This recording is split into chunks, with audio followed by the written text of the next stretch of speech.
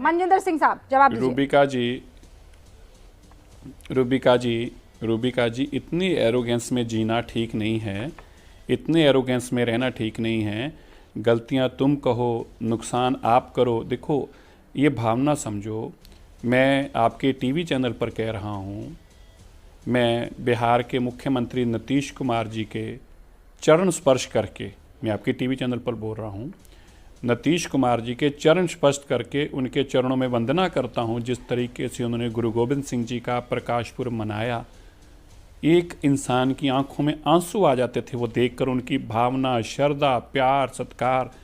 रूबिका जी वो रोज़, क्योंकि मैं पटना साहिब था, वक्त पे रहता था सारा समय उस दिन, उन दिनों में, वो रोज़, कोई आदमी फॉर्मेलिटी के लिए आता है, वो रोज़ एक साधारण श्रद्धालु की तरह पटना साहिब ही गुरुद्वारे में बैठे रहते थे रोज़ शाम को 7 बजे। और सारे मंत्रियों को कह रखा था सारे मंत्री सारे ग्राउंड में रहेंगे। और इतना भव्य प्रोग्राम, खैर मेरे जीवन में तो मेरा छोड़िए, लेकिन पिछले जो 70 साल की, जिनकी उम्र 80 साल की, किसी ने इतना भव्य प्रोग्राम नहीं देखा।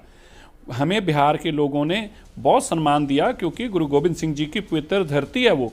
उत्तर प्रदेश, गुरु रविदास जी के कल स्थान पर ये लोग माथा टेकने जा रहे थे, पर सम्मान इनका इतना है कि घिन है इनको, नफरत है। और बोल इनके देखो कि किसी के प्रति क्या है।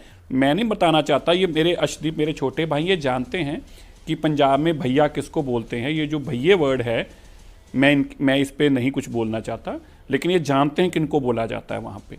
पर मुझे इस बात का खेद है कि कोई बात नहीं, 2 ही कारण थे, या तो आपने जानबूझकर बोला या आपसे गलती से बोला गया। लेकिन माफ़ी कौन मांगे? हम मांगे। देखो, सोच देखो। फिर इन्होंने कहा कि बीजेपी तो एंटी सिख है, एंटी पंजाब है, और कांग्रेस प्रो है। अर्शदीप भाई देखो, मेरे को बात कर लेने दो, 10 सेकंड दूंगा। मुझे ऐसे एंटी ही अच्छे हैं जो कम से कम गुरु गोविंद सिंह जी के चरणों में शीश नवाते हैं, गुरु साहिब जी के साहिबजादों को याद करते हैं, दरबार साहब को गोलियों से नहीं चलाते, श्री अकाल तख्त साहब को तोपों से नहीं गिराते, 10,000 लोगों को दिल्ली और देश के अंदर नहीं मरवाते, गलों में टायर डालकर आग नहीं लगाते, और आग लगाने वालों को मंत्री नहीं बनाते। मुझे भाई एंटी ही अच्छे हैं, मुझे प्रो नहीं चाहिए। भैया ये कांग्रेस वाला प्रो सोच जो है ना, बस ये हमारे पास मत लाना, कुछ ले आना अर्शदीप भाई, कुछ भी ले आना, लेकिन कांग्रेस को मेरी हाथ जोड़कर विनती है, ये प्रो वाली सोच मत लाना हमारे लिए। रूबिका जी, ये प्रो वाली सोच मत लेके आना हमारे लिए। अर्शदीप अच्छी बात नहीं है, तुमने मेरी बात सीधे तौर पर कह दिया, सीधे तौर पर कह दिया है। मनजिंदर साहब सीधे तौर पर कह रहे हैं कि ये एंटी सोच थोड़ी बेहतर है, हमें प्रो नहीं चाहिए। उस पर जवाब दे दीजिए।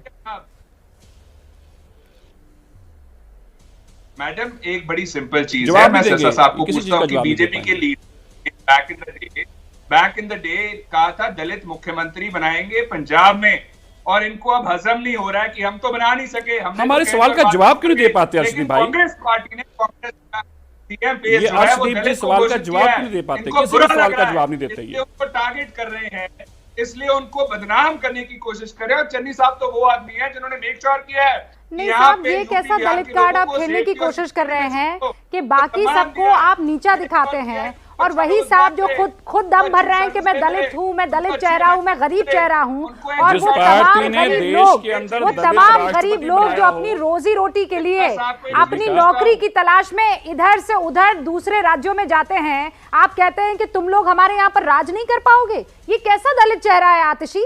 ये कैसा दलित चेहरा है?